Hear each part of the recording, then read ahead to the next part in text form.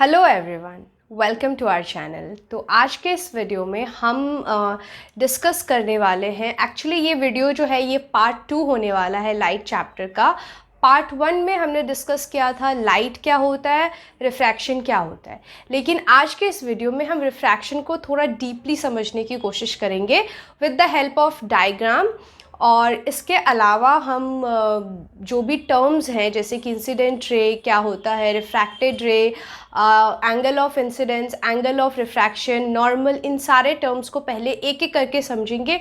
उसके बाद हम रिफ्रैक्शन के प्रोसेस मतलब रिफ्रैक्शन कैसे होता है और उसके डायग्राम को समझने की कोशिश करेंगे। तो स्टार्ट करते हैं विद इंसिडेंट रे। अब हम इंसिडेंट रे को समझने की कोशिश करते हैं with the help of definition. It says the ray of light which falls on the boundary of separation to enter the other medium, यानी कि वो रे जो दो मीडियम के बाउंड्री के ऊपर फॉल करती है। इसे अच्छे से समझते हैं। सपोज करिए हमारे पास यहाँ एक मीडियम है एयर और ये जो दूसरा मीडियम है हमारे पास वो है वाटर।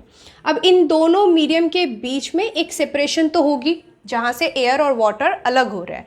तो ये जो लाइन ऑफ सेपरेशन है या जो बाउंड्री है, तो जब लाइट की रे यहाँ पे फॉल होती है ताकि वो अगले मीडियम में दूसरे मीडियम में एंटर कर सके, तो हम बोलते हैं कि ये जो हमारा रे होगा ये हमारा इंसिडेंट रे होगा। ओके, यानी कि वो रे जो इस बाउंड्री पे फॉल हो रही है ताकि वो अगले मीडियम में एंटर कर सके। अब हम समझते हैं रिफ्रैक्टेड रे क्या होता है। ओके, अब हम देखते हैं रिफ्रैक्टेड रे क्या होता है और नॉर्मल क्या होता है। ये सारी चीज़ें हमें डायग्राम को अच्छे से समझने में हेल्प करेंगी, इसलिए हम इसे डिस्कस कर रहे हैं। ओके, रिफ्रैक्टेड रे जो है वो इट इज़ अ रे in the other medium after refraction, यानी रिफ्रैक्शन होने के बाद जो दूसरी रे होती है। सपोज करिए अगेन ये हमारा एक मीडियम है एयर और ये है दूसरा वाटर।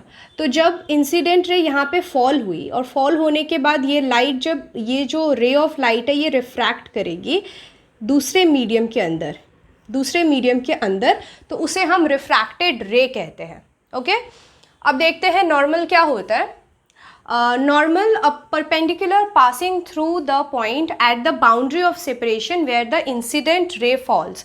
तो ये एक परपेंडिकुलर यानी कि एक सीधा लाइन होता है जो बीचों बीच जहाँ पे हमारा इंसिडेंट रे फॉल होता है, जिस पॉइंट पे, उसी पॉइंट से ये बिल्कुल सीधा एक लाइन होता है, ठीक है, जो पास करता है।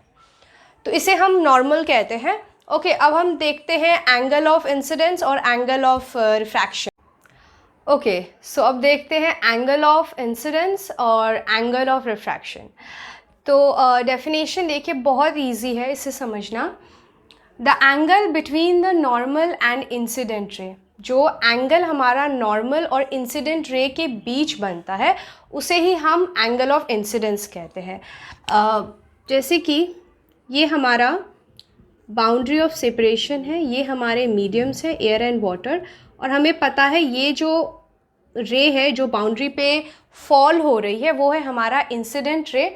और यहाँ पे जो एक सीधा लाइन जो कि इसी पॉइंट से पास होगा इसे हम कहेंगे नॉर्मल।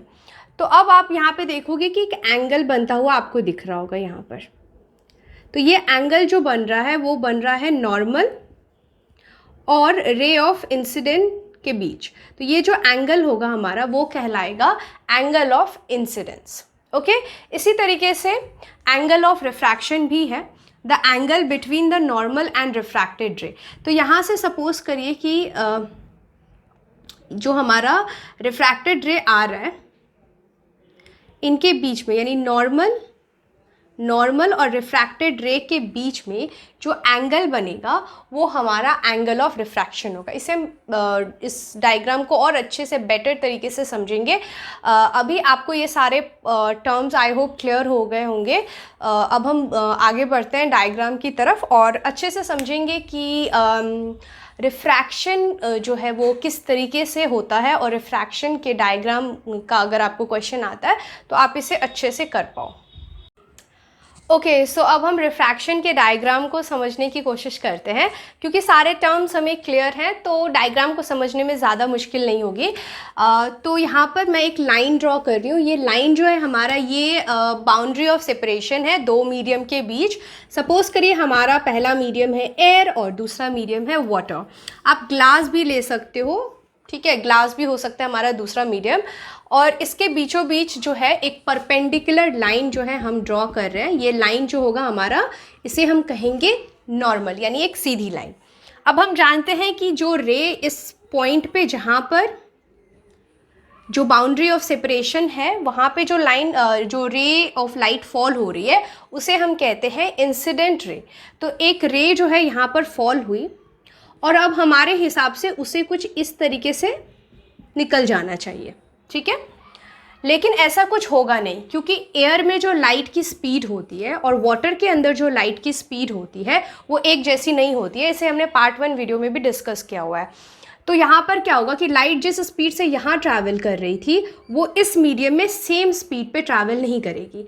तो ये इसका इनिशियल डायरेक्शन हो सकता था कि ये ऐसे चले जाता, लेकिन यहाँ पर ये बेंड हो जाएगा और ये कुछ इस तरीके से एक लाइन जो है अपेरेंट डायरेक्शन में हमें मिलेगी, ठीक है। इसी को हम रिफ्रैक्टेड रे कहेंगे। ये हमारा रिफ्रैक्टेड रे है, ये हमारा इंसिडेंट रे है।